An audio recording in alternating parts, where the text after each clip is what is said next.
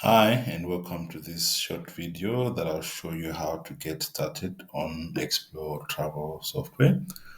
Right in front of you, I've got a listing of things that you require for you to get started on the registration process. Company logo, which you show on your invoices, travel documents, itineraries that you send to clients. You need to insert your names, VAT number. You need to select the financial year end, company registration number, the base currency of which you are located in. You also need to select an accounting mode, whether you're accounting by book or travel date, email details, landline numbers, mobile numbers, emergency numbers that reflects on your travel documents in case your clients needs to get hold of you in an emergency, fax number where applicable, website URL, address details, bank account details, payment instructions that you need to put, and terms and conditions that are applicable for your business. You also need to have user details, your name, position, mobile number, landline, again, your emergency number, and quite important, a work email address, as that also reflects on the documents that you interchange with your clients. So it needs to be a corporate email address. Okay. Without wasting too much time, I'll quickly move on to the platform here, which is the Explo. Let me quickly log out here. So once you've done the registration, you would have your login details that you have on the system. Explore Travel system is quite fairly and easy, straightforward system that you quickly tend to like if you're proceeding on the system. However, there's a few setup things like I've shown you already to say in terms of the company, you need to put your details under this tab. Once you've selected your currency that you're working on, you will not be able to change it. You select your counting modes, put your relevant details throughout, like you've already had prepared.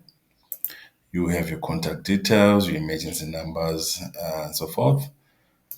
Here, update payment information. You need to put your bank details and any other information that might be relevant, payment instructions that you need to give to your clients. And last but not least, the terms and conditions for your business needs to be pasted on there. These will reflect on your pro forma invoices and your invoices, and it's actually a mandatory field that you should have before you actually get to make your new reservations. Moving on, again on the company tab, there's a user section that you have here. There's a list of users that I've already created for this demo company, quite a number of them.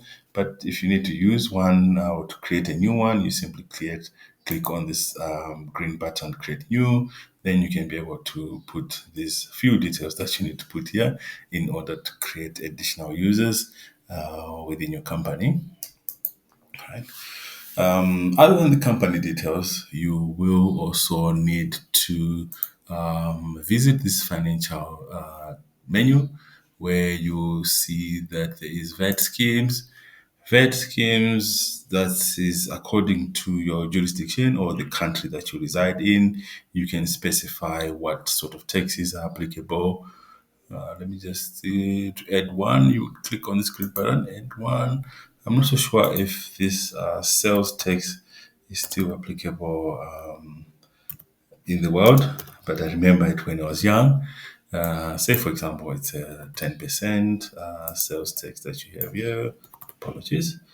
Sales tax that you got here. Then you see, boom. There you've got your sales tax category. I'll show you in suppliers where that is applicable. And again, on the financial tab, there is a currencies table here. If you've chosen the option that currencies are automatically updated via our API, that will reflect here the exchange rates that are applicable, or you can actually do that as a manual process that you do. Right? And thirdly, under partners, you've got customers, agencies. If you've got other agencies that are selling on your behalf, that's like a tour operator environment, and you've got suppliers in there. Okay, I'll start with the first one. Customers.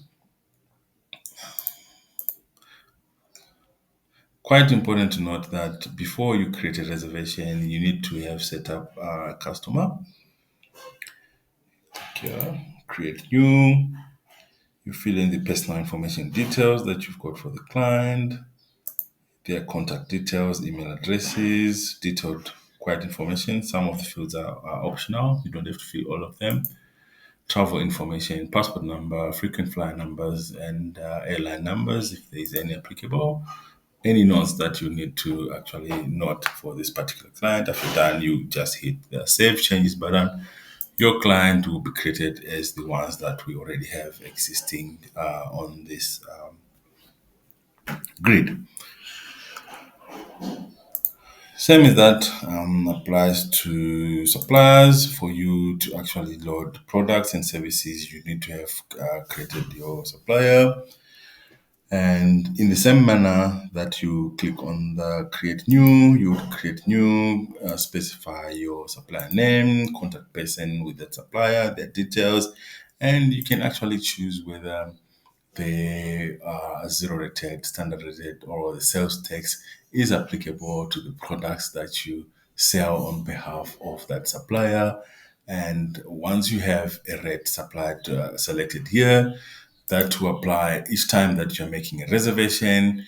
You and choose that particular supplier. Then the products that you've done for that supplier, the relevant tax details will be inserted on there.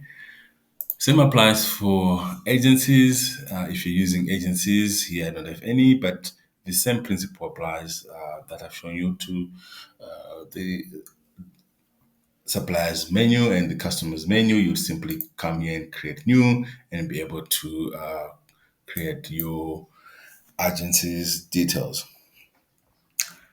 So we have covered, just in brief, we covered under the company details, the users and settings, and we've covered the financial aspects of it, and we've covered the partners that you have for a business, whether it be customers, agencies, and suppliers.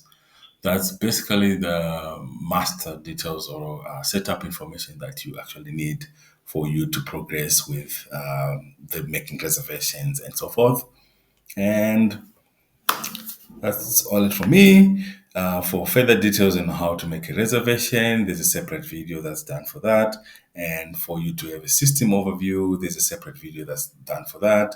And you will find it on our YouTube channel page. Thank you very much for watching this video. Thank you.